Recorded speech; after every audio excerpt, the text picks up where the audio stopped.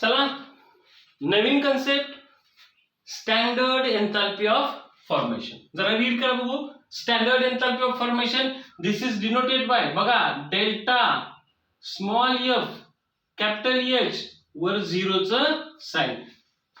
This is the symbol of standard enthalpy of formation. आता standard enthalpy of formation अतिशय गरजेचे आहे. Numericals सोडवण्यासाठी प्रत्येक ठिकाणी वापरायचे. थोडंसं रिवाइज करूया. What is the enthalpy of reaction?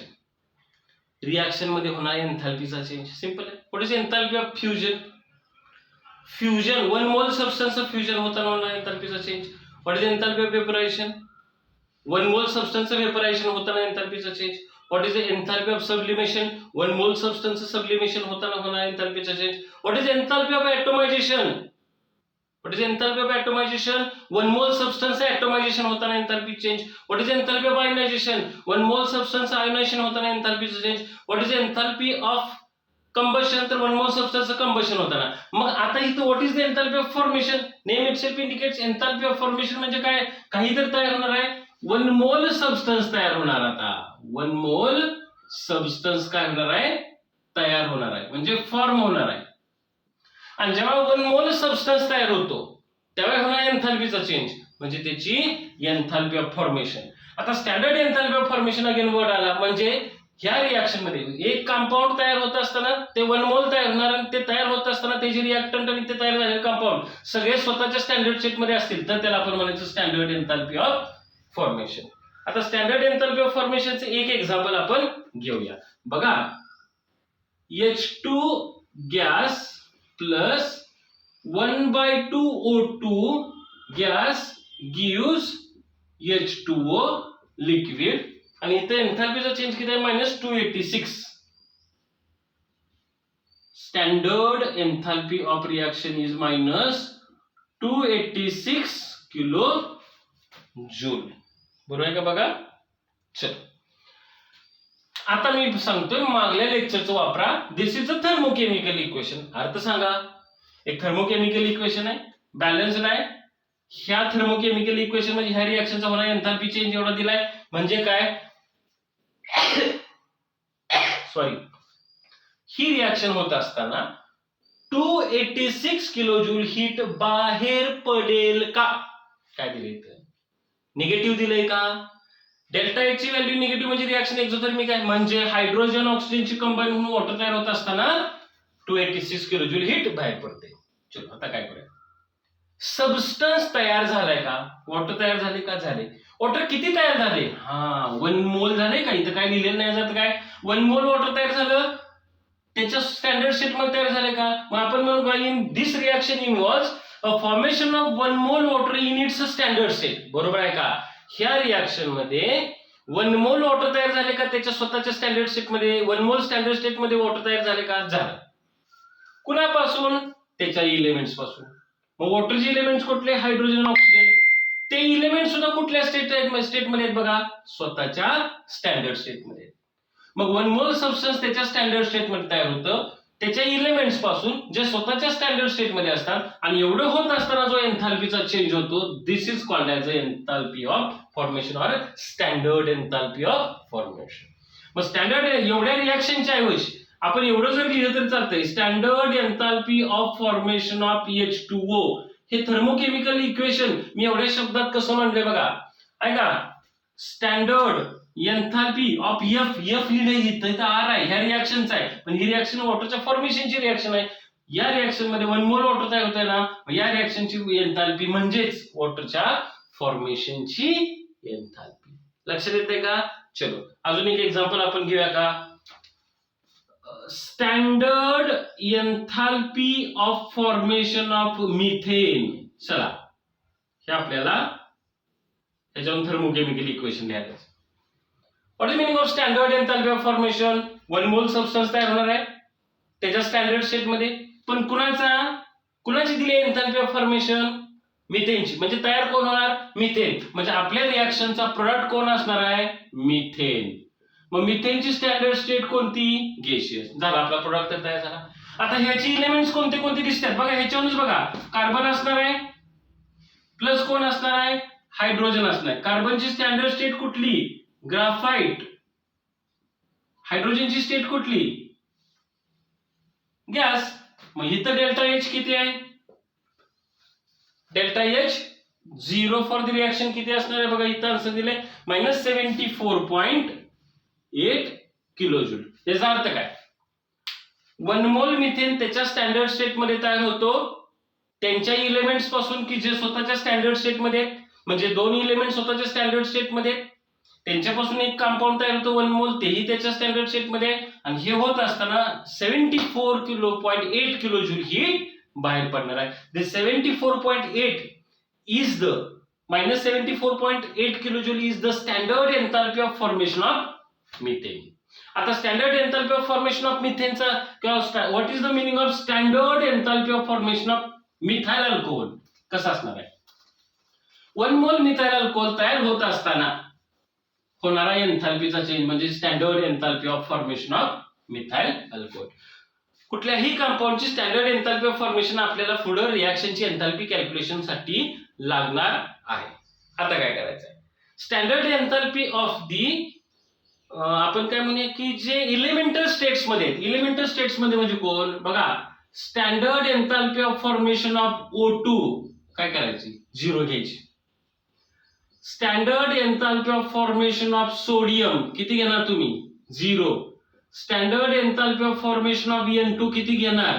0. काही व्हॅल्यूज लिहून देतोय मी. Standard enthalpy of formation of copper किती घेणार तुम्ही? 0. काय घ्यायची? मला सांगा, ऑक्सिजन नेचर मध्ये उपलब्ध आहे का? ऑक्सिजन तयार करायला लागतो स्टँडर्ड स्टेट मध्ये. ऑक्सिजन नेचर मध्ये उपलब्ध आहे, हायड्रोजन नेचर मध्ये उपलब्ध आहे, सोडियम आहे, कॉपर, हे सगळे इलेमेंट्स त्यांच्या स्टँडर्ड स्टेट मध्ये ऑलरेडी इलेमेंटल स्टेट मध्ये उपलब्ध आहेत, अवेलेबल आहेत. ते तयार व्हायची गरज नाही, त्यामुळे तिथे एन्थाल्पीचा चेंजेस होणार नाही. त्यामुळे इथून पुढे कधीही लक्षात ठेवा, इलेमेंटल स्टेट मधले जी कंपाऊंड्स असतात त्यांचा स्टँडर्ड एन्थाल्पी ऑफ फॉर्मेशन किती घ्यायची? 0 घ्यायची. न्यूमेरिकल साठी लागणार आहे, लक्षात ठेवायचं. आलं लक्षात? आता आपल्याला काय करायचं आहे? हे व्हिडिओ पॉज करा, हे लिहून घ्या. आपल्याला स्टँडर्ड एन्थाल्पी ऑफ फॉर्मेशन वरून आपण एन्थाल्पी ऑफ रिएक्शन कॅल्क्युलेट करायचं. चालतंय? हे लिहून घ्या.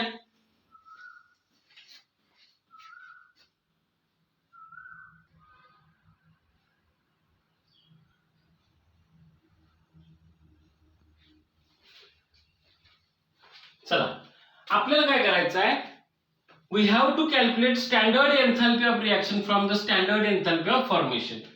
कंपाऊंडच्या फॉर्मेशनच्या एन्थाल्पीवरून आपण रिएक्शनची फॉर्मेशनची एन्थाल्पी काढायचा आहे, आणि याचा आता फॉर्म्युला देतो ज्याची न्यूमेरिकल्स आपल्याला सोडवायचे आहेत.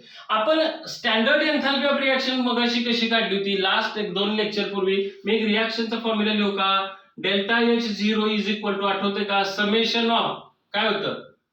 स्टँडर्ड एन्थाल्पीज ऑफ काय होतं? किंवा एन्थाल्पीज ऑफ प्रोडक्ट मायनस काय होतं? Summation of enthalpies of the reactant. असा एक फॉर्म्युला बघितला होता. पण this is the depending on the enthalpies of the reactant and product.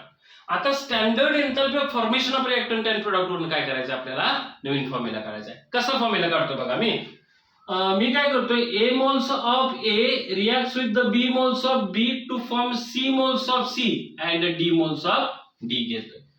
तर ह्याचा स्टँडर्ड एन्थाल्पी ऑफ रिएक्शन कशी काढणार? Delta H0 is equal to काय करूया? आपण C च्या फॉर्मेशनची एन्थाल्पी घेऊया इंटू C चे मोल्स. बघा, C into standard enthalpy of formation of C plus D into standard enthalpy of formation of D. हे जर बेरीज केली तर काय येते? तुमची टोटल प्रोडक्ट जेवढे जेवढे त्या सगळ्या प्रोडक्टच्या फॉर्मेशनच्या एन्थाल्पीची बेरीज येते की नाही, मायनस रिएक्टंटच्या फॉर्मेशनच्या एन्थाल्पीची बेरीज. रिएक्टंटची फॉर्मेशनची एन्थाल्पी कशी देणार? पण A into standard enthalpy of formation of A plus B into standard enthalpies of formation of B. मग याचा फॉर्म्युला कसा होईल? Summation of standard enthalpies of formation of product minus summation of standard enthalpies of formation of reactant. जर आपण हा formula घेतला तर तुम्ही कुठल्याही रिएक्शनची काय करू शकता? एन्थाल्पी ऑफ रिएक्शन कॅल्क्युलेट करू शकता. काय करायचंय बघा, एक रिएक्शन घ्यायची, त्या रिॲक्शनच्या प्रोडक्टच्या फॉर्मेशनची एन्थाल्पी सगळ्याची बेरीज करा. मायनस रिॲक्टंटच्या एन्थाल्पीची फॉर्मेशनची बेरीज ती वजा केली की जो काही डिफरन्स येईल तो तुमचा स्टँडर्ड एन्थाल्पी ऑफ रिॲक्शन असणार. व्हिडिओ पॉज करून हा फॉर्म्युला लिहून घ्या. आपण एक एक्झाम्पल देऊन मी तुम्हाला सोडवून दाखवतो.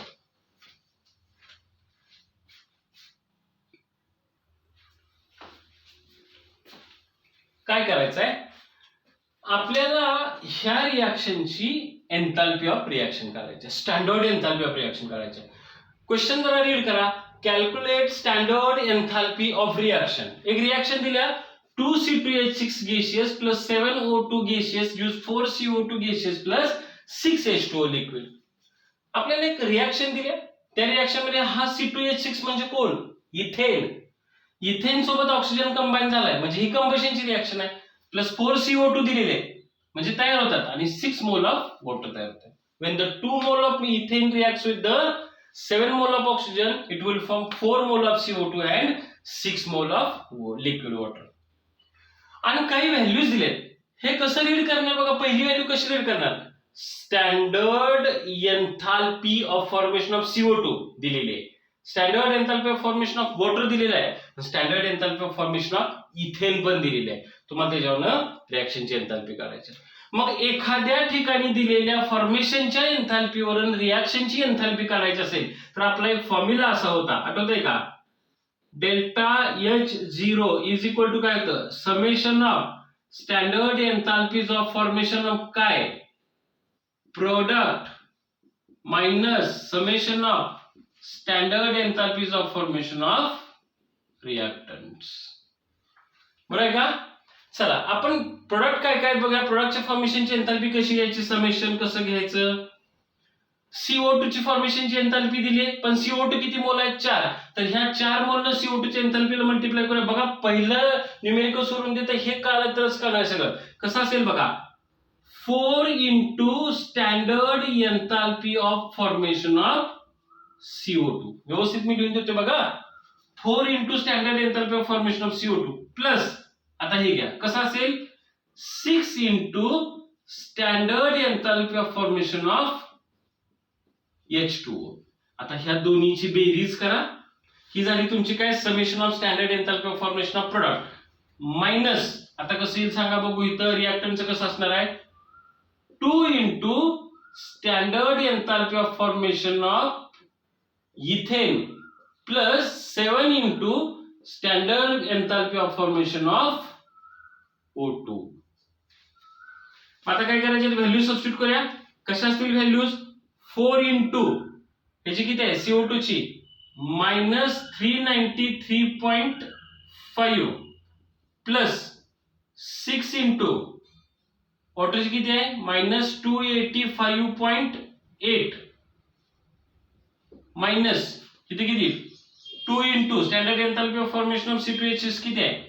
Minus 84.9 plus 7 into standard enthalpy of formation of O2 किती आहे? ह्यात दिलेली नाही because O2 is in elemental state. किती असते? 0. मग ही कशी टर्म येईल? 0. बरोबर आहे. आणि हे सगळं जर तुम्ही सोडवलं तर तुमचा आन्सर किती यायला पाहिजे? फक्त येतंय का चेक करा. मायनस 3119 किलो जूल यायला पाहिजे. म्हणजे ही रिॲक्शन होत असताना एवढा एन्थाल्पीचा चेंज होतो. आपण हे कशावरून काढलं? स्टँडर्ड एन्थाल्पी ऑफ फॉर्मेशन वरून कॅल्क्युलेशन केलं. लक्षात येते का? चलो व्हिडिओ पॉज करून हे न्यूमेरिकल लिहून घ्या.